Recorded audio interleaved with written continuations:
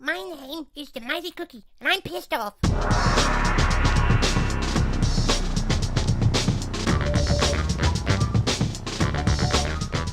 Not at anyone, per se, or anything in particular, per se. Believe it or not, folks, I'm actually a little pissed off at myself.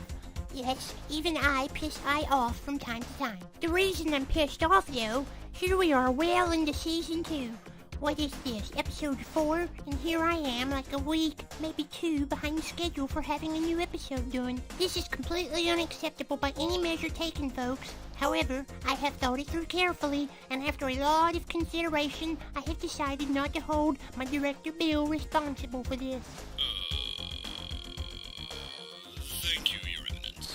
Well, you're welcome, Bill. Now, in a moment, you will more clearly understand this little sermon about being outraged a little better. I am employing a seemingly popular tactic to demonstrate that I care, which in some folks' mind should be all that is needed in order for it to be okay that I'm about 2 weeks behind schedule. But before we get into that, I have been asked my thoughts by my millions of fans about a certain event that occurred between this episode and the last one.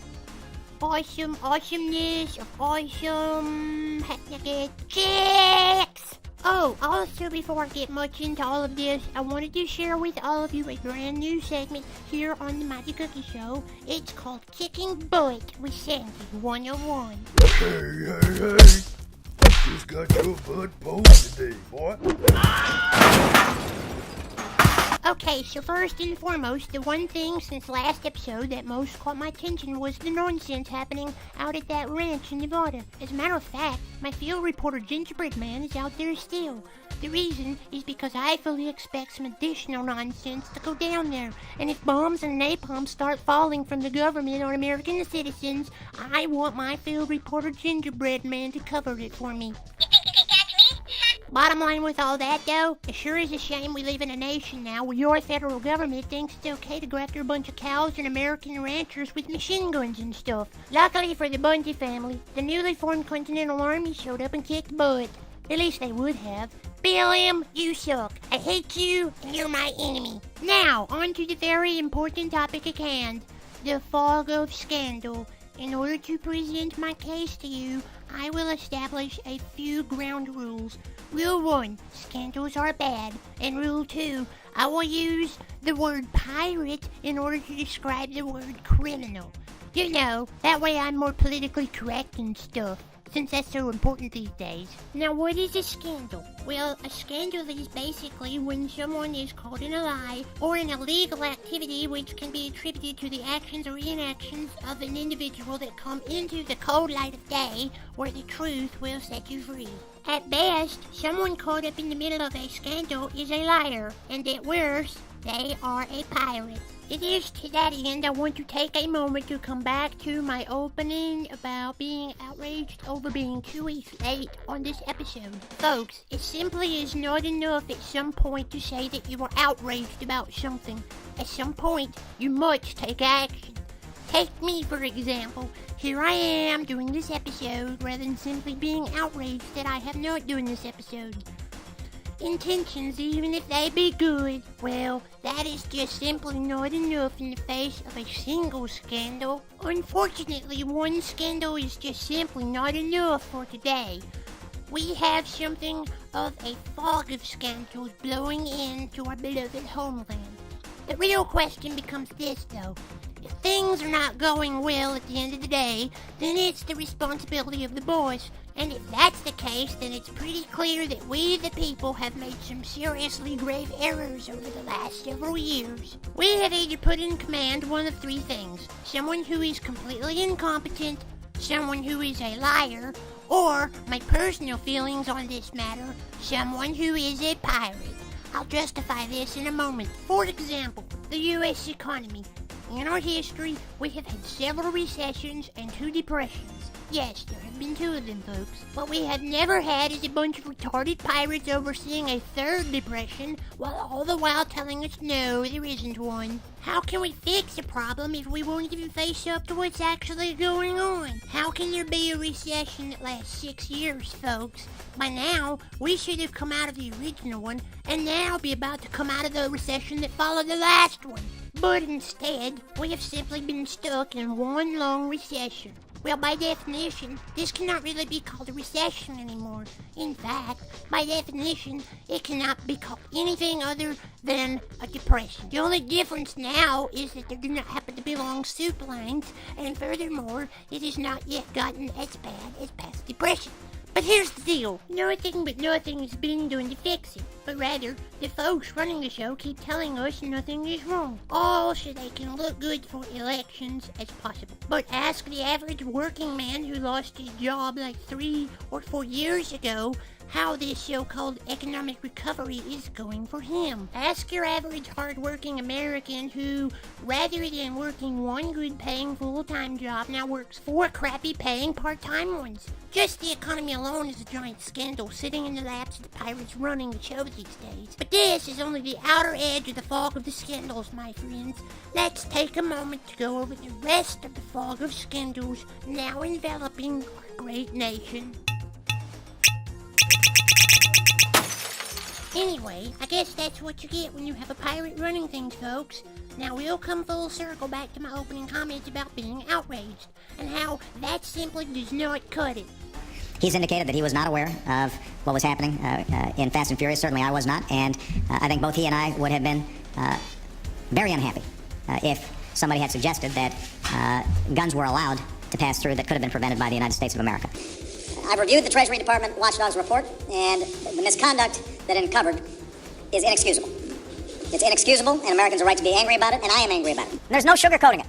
The website has been too slow. People have been getting stuck during the application process. And I think it's fair to say that nobody's more frustrated by that than I am. What happened here in Colombia is being investigated by the director of the Secret Service. I expect that investigation to be thorough, and I expect it to be rigorous. If it turns out that some of the allegations that have been made in the press are confirmed, then of course I'll be angry.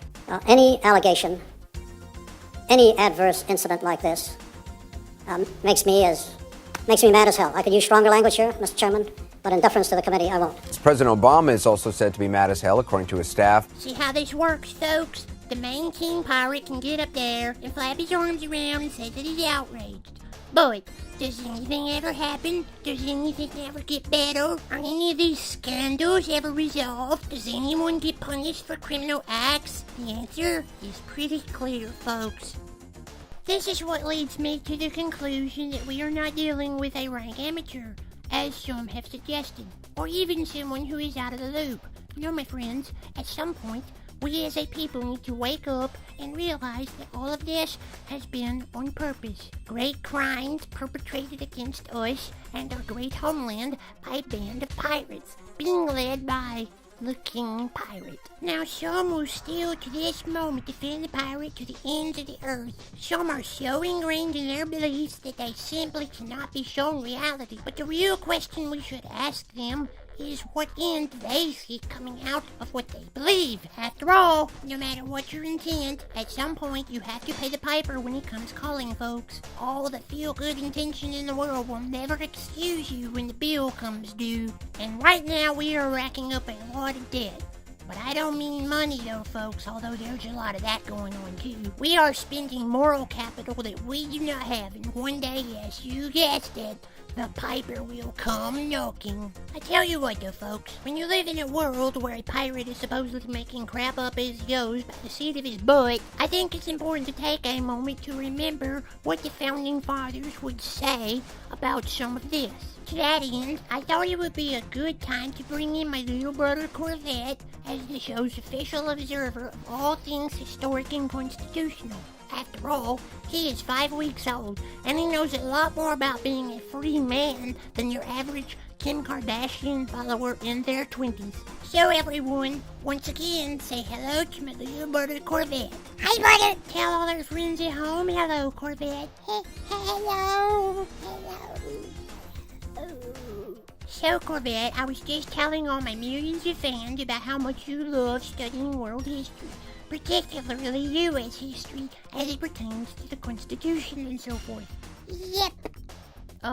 Okay, so Corvette, why don't you tell us all about your favorite founding father then? I think Tommy Jefferson's is awesome. Yes, everyone should know how much you love Thomas Jefferson. And everyone should know just how freaking awesome Thomas Jefferson was, and the many, many things he had to say about freedom and responsibility. Care to share some of them with us? Tommy Jefferson was the number 3 U.S. president, and he talked a bunch about stuff and, freedom. And here are some things that he said. When government fear people, there is liberty. When the people fear the government, there is tyranny. Here's another. A government big enough to give you everything you want is strong enough to take everything you have. And finally for today, a country cannot be both ignorant and free. Thanks, Corvette. That last one was for you aforementioned Kim Kardashian bots. I'm the baby king, and Pirates and Kim Kardashian can kiss my butt. But the interests of the nation must always come before any personal considerations. America needs a full-time president. Therefore, I shall resign the presidency effective at noon tomorrow. I shall resign the presidency effective at noon.